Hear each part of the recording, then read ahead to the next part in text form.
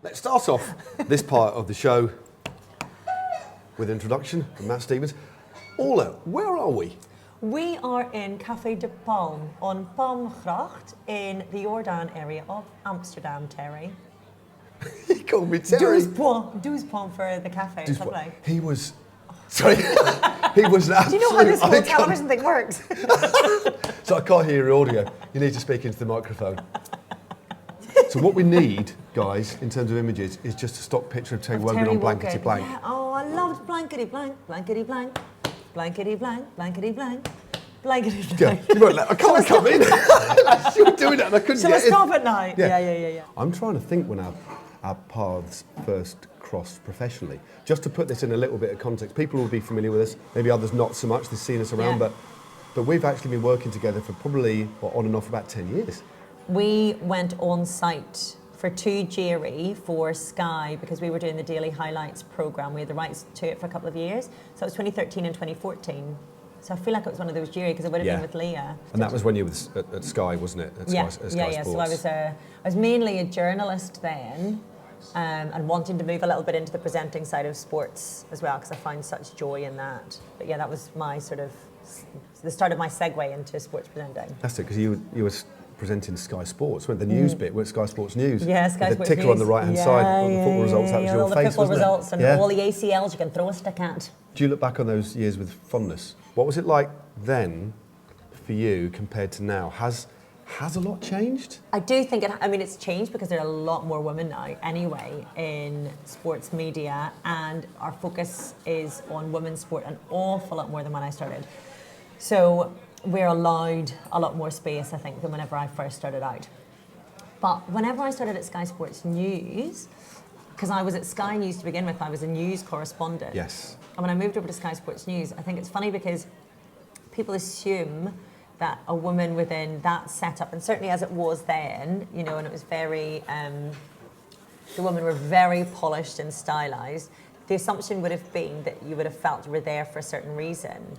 Right. And yet I always felt really respected in there. Right, okay. And I felt like my journalism background and my news background brought me an awful lot of respect anyway. I never felt like woman in a man's world, but I was also starting out, I guess. So whenever the man is given the top headline, I'm not fighting for it because I'm like, well, listen, I'm new to this space. But then eventually you're like, well, hang on a minute, surely we have equal billing. I quite deliberately for a while really pushed the limit of what I thought might be acceptable sartorially on air because I wanted to make a bit of a statement in that I wanted to be myself, I wanted to feel like myself. I didn't want anyone to impose anything on me because I'd accepted imposition a lot in my life. Yeah. And I suffered postnatal depression and I was able to find myself on the other side of that. And I wanted to show women you can be taken seriously in your micro mini skirt and your high heels. So that was a conscious decision just to push that a little bit. Yeah, it became that, I think. Yeah. Because people were telling me I wasn't allowed. People were telling me I shouldn't. You're just going to say, why am I of not course allowed? I can. Yeah. I'm the one living my life. Like I had a boss once who told me, so I said I was respected, and I was in my job, but I wore short skirts on air. And he called me into the office and he said, "You're not supposed to wear short skirts. You're supposed to be our authority." Where's this written down then? Hang on a minute. I'm not allowed to have knees and be authoritative. So that sort of started something in me where I was like, well, I can be taken seriously and wear fun clothes, and I'm going to show that to you. And I'm going to prove it to you. But then it flipped the other way because I was kind of like, I've done it. That's great, and I love expressing that part of my personality. But it's not all that I have. I'm not just short skirts and heels, But then I would get certain guys coming onto my social media demanding to see my legs again and demanding that I wear short skirts. And I'm like, what twisted form of... You can't win, can you? You can't win. You can't win. Like, almost like, well, you must be covering up now because you're told to. Well, no, I'm still doing what I want to do. I can do, These are my terms. Yeah, exactly. These are my terms. I'm here to present the sport, and I will do that regardless of what I'm wearing. The important thing for me is I feel comfortable and I'm able to express my personality. And that personality can be a million different things at once because we're all quite multifaceted, I love the fact that I get to watch bike racing for a living. Like, that's mad. That's mad. And It my is. family aren't like big bike race aficionados, so I don't really get to watch it at home. Like, I'm fighting with Paw Patrol and whatever the latest, I don't know. It's a great show, by the way. It is good, you know, on the double. If you're in trouble, it's wonderful. It's really, really, really good fun. Like, I get to work with the best people, like really good fun. But also then the connection with people at home is just blows my mind. It never doesn't blow my mind. Whenever people get in touch to say that they're watching for whatever reason.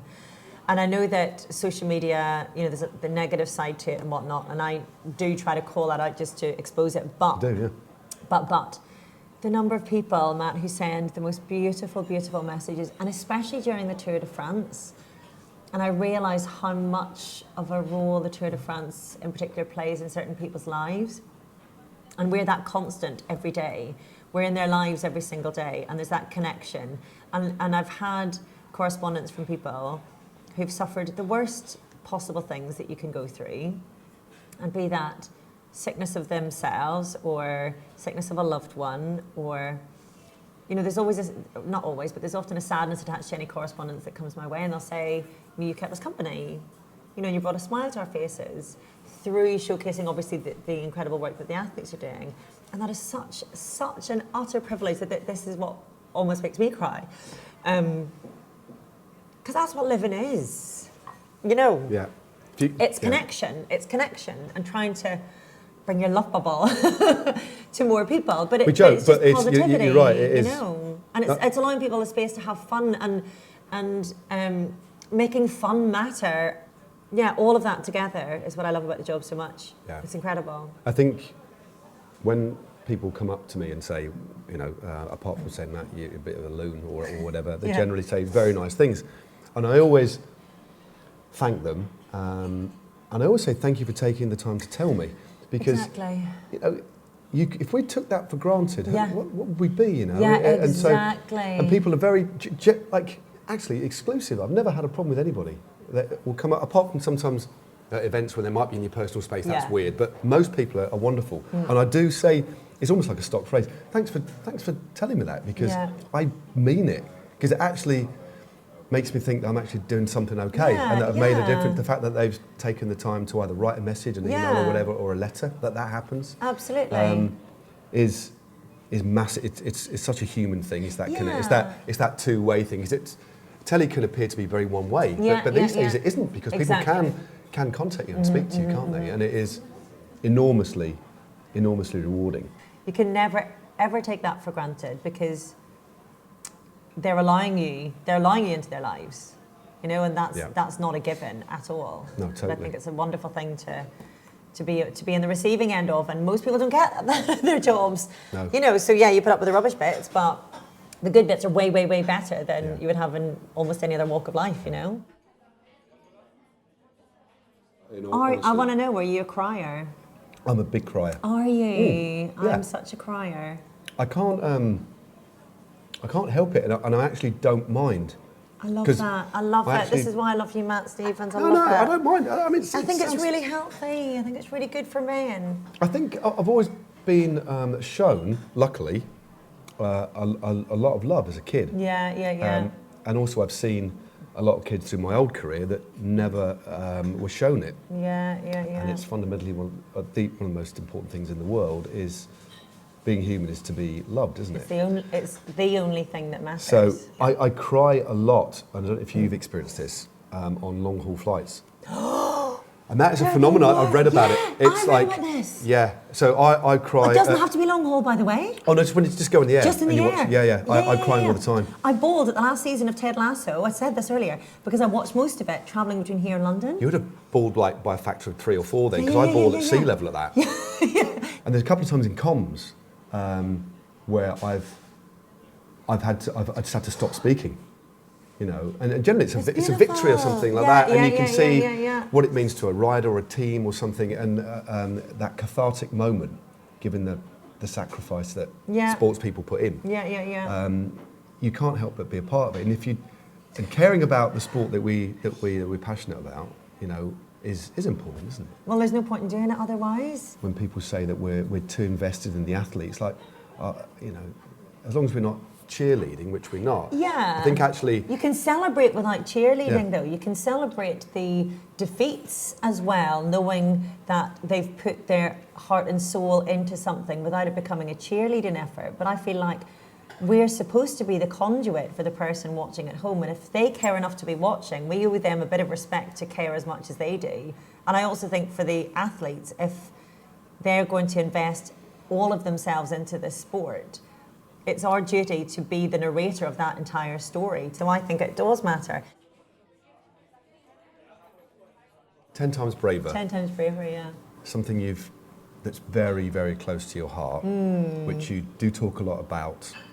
But for anybody who's watching this, it's like, okay, I don't know that about Orla. Can you just explain what it is and why it's so important and what sort of message we're trying to get across with it? So 10 times braver came from a question that I was asked, which was, what would you do if you were 10 times braver? And it really stopped me in my tracks because I was at a stage in my career where I'd gotten what I wanted, really. So I wanted for a long time to get myself into a position where I was able to host my own cycling shows. That was, It's amazing, yeah. Yeah, it's amazing. Like for a cycling audience for anybody, watching, I'll get it. Yeah. But for the wider world, that might be a bit niche, a bit weird, whatever. But that was my goal. I wanted to present my own cycling shows, and to be able to reach a goal is quite something, because it takes an awful lot of work and planning and dedication. And then you get there and you think, as all of us do, we put our happiness in this future achievement. I'll get there, then everything will be sweet. And I got there, and after a few years there, I was, I don't understand. Why is this not enough to make me happy? Why is this is everything I wanted. So then somebody asked me what I would do if I was 10 times braver. And it spoke to me as well to the Stoic philosophy of memento mori, which is remember you must die, which I've always thought, or as when I discovered Stoicism, I thought was so, it spoke to me and how I'm made up, but it just spoke to me about all of life and what it's all about. Remember, you must die. That's the only secret to life is death. It's that we don't get out of it. This beautiful setup, this beautiful opportunity, with this collection of atoms and this whole swirl of energy that gets the chance, me and you, to converse right now, to share energy, to have fun, and then that's it. And who knows what after that. It can be perceived as quite morbid, but it isn't. It's just a reminder to live. It's the eternal question, I think, because I think we all think it at some point. Like, I've achieved a lot of what I want to achieve, but you still don't feel you've achieved it. And you think, so it must lie somewhere else. And it's just actually accepting that things are good, and actually that's okay to hold on. So it's a very profound question, but the answer is actually quite simple. Really simple, and it's inside us. Yeah, exactly. Totally. Yeah.